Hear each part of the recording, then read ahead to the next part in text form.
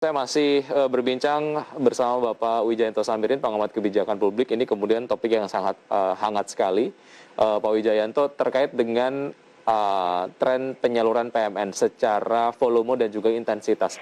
Kalau kita bandingkan dengan luar negeri ataupun mungkin negara tetangga lah seperti Malaysia dan juga Singapura, apakah yang terjadi di Indonesia ini menjadi satu hal yang common dan menjadi satu hal yang biasa saja begitu? It's just another hal yang dilakukan oleh pemerintah untuk kemudian membantu BUMN tetap beroperasi dan juga ada fungsi-fungsi dari pemerintah sendiri yang kemudian dilakukan oleh BUMN sebagai pelaksana penugasan.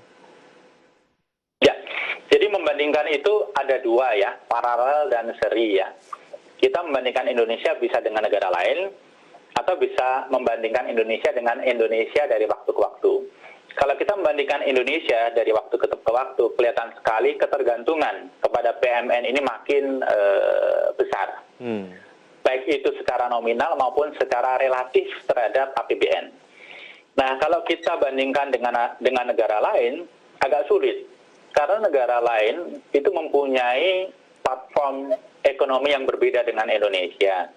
Misalnya Vietnam atau Cina gitu ya. Mereka mengedepankan state capitalism, di mana BUMN itu menjadi motor pertumbuhan. Nah, di sana PMN ini sesuatu yang sangat dominan, gitu ya. PNN plus monopoli, gitu. Nah, di Malaysia misalnya, mungkin saya tidak tahu angkanya, PMN tidak terlalu dominan. Tetapi melihat apa yang terjadi dengan Petronas misalnya, yang dilakukan pemerintah Malaysia adalah memberikan monopoli terhadap bisnis-bisnis yang begitu luas, gitu ya. Mungkin tidak perlu PMN, tapi diberikan wewenang monopoli itu. Nah, di Indonesia, saya rasa kita hybrid ya.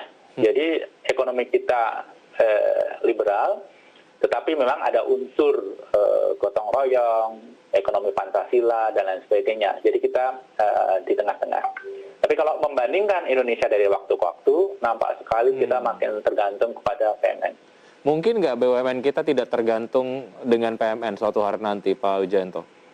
Saya pikir bisa, begini ya. Catatannya itu tadi, penugasan kepada BUMN itu juga harus diukur. Jangan memberikan penugasan yang lebih berat, gitu ya, dari capacity BUMN untuk melakukan. Ini capacity dua ya, capacity to deliver dan financial capacity. Nah, terutama kita sedang berbicara PMN, jadi financial capacity.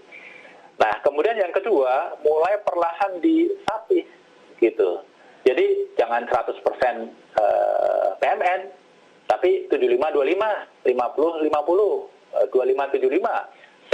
Senario itu pantas untuk diuji cobakan.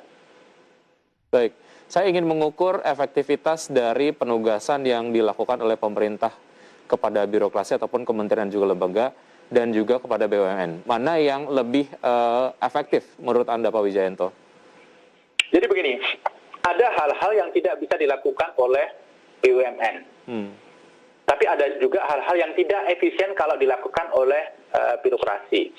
Jadi kan begini, kalau proyek itu secara financial visible, ya returnnya bagus, serahkan swasta saja. Atau sebagian BUMN. Tetapi kalau secara financial tidak visible, IRR-nya mepet, tetapi secara ekonomi visible, ada dampak ekonomi luar biasa, BUMN masuk, jalan tol misalnya.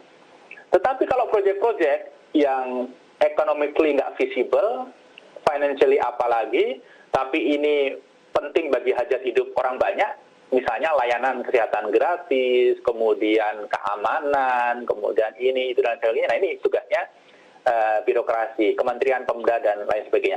Jadi memang ada kluster-kluster di mana masing-masing masing-masing player, government, BUMN, swasta itu mempunyai kelebihan masing-masing. Dan punya perannya masing-masing begitu ya. Nah, kalau boleh memilih misalnya penugasan-penugasan tertentu, mengembangkan infrastruktur, respon terhadap COVID dan lain sebagainya, sebenarnya BUMN itu lebih agile, lebih cepat. Dia lebih terbiasa melakukan tender, dia lebih terbiasa melakukan proses seleksi, kemudian monitoring dan lain sebagainya, lebih agile, lebih cepat. Memang ya dalam banyak case BUMN itu lebih bisa diandalkan daripada birokrasi. Baik, ada kultur yang memang mereka lebih terbiasa begitu ya, especially dalam hal pengawasan, kemudian juga compliance, setidaknya mereka kemudian cukup terbiasa lah. Oke. Jadi Silakan, begini Pak. juga dari sisi budget cycle gitu ya. Kalau birokrasi ini kan rigid sekali. Mau merevisi harus APBN yang direvisi kan. Prosesnya proses politik. Kalau di BUMN ada sesuatu yang mendadak, RKAP akan di-adjust, ini prosesnya proses korporasi. Tinggal bagaimana komisaris, pemegang saham itu bisa meng-approve jalan begitu. Jadi lebih agile dan lebih fleksibel. Ya, Pak Wijayanto, kalau kita lihat penugasan pemerintah kepada BUMN, sejauh mana ini kemudian menjadi faktor penentu lah kinerja BUMN. Tentu saja kalau kita lihat dari dua DNA tadi ya, PSO dan juga BUMN sebagai entitas bisnis. Ya, jadi memang harus diukur secara lebih fair gitu ya. Bagaimana manajemen mempunyai kinerja. Membandingkan net income sebagai ukuran itu tidak fair. Ya, mereka yang memimpin bank sudah autopilot, highly regulated, relatif aman, santai saja, net income-nya tinggi, begitu kan? Tetapi perusahaan yang sedang dalam masa berat, perlu restrukturisasi seperti Krakatau Steel misalnya, sebagai contoh ya, untuk menghasilkan net income berat banget gitu. Jadi perlu ada ukuran-ukuran yang lebih fair. Kinerja manajemen, kinerja BUMN itu ukurannya apa saja, begitu. Nah sekarang permasalahannya adalah unfairness-nya muncul ketika Tantim manajemen itu diukur berdasarkan profit, net profit. Ini kan artinya mereka yang pegang BUMN yang sehat itu dapat Tantim lebih besar dibanding mereka yang harus bekerja keras karena ini survival stage gitu. Saya ambil contoh Krakatau Steel lah misalnya. Tetapi ya Tantimnya diukur berdasarkan net income yang net income-nya sangat kecil.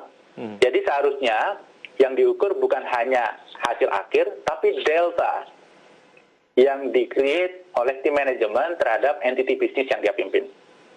Baik, ini kemudian menjadi tugas kita bersama, tugas dari pemerintah, media, kemudian juga pengamat kebijakan publik, ekonom, dan lain sebagainya untuk memastikan bahwa memang PMN yang disalurkan kepada BUMN-BUMN yang jumlahnya terus meningkat setiap tahun, ini betul-betul terserap dan juga digunakan secara efektif. Pak Wijayanto, terima kasih sudah bergabung bersama kami di Market Review. Sukses selalu untuk Anda. Salam sehat selalu, Pak Wijayanto. Terima kasih, Mas Wiki. Sampai jumpa. Baik, dan pemirsa tetap di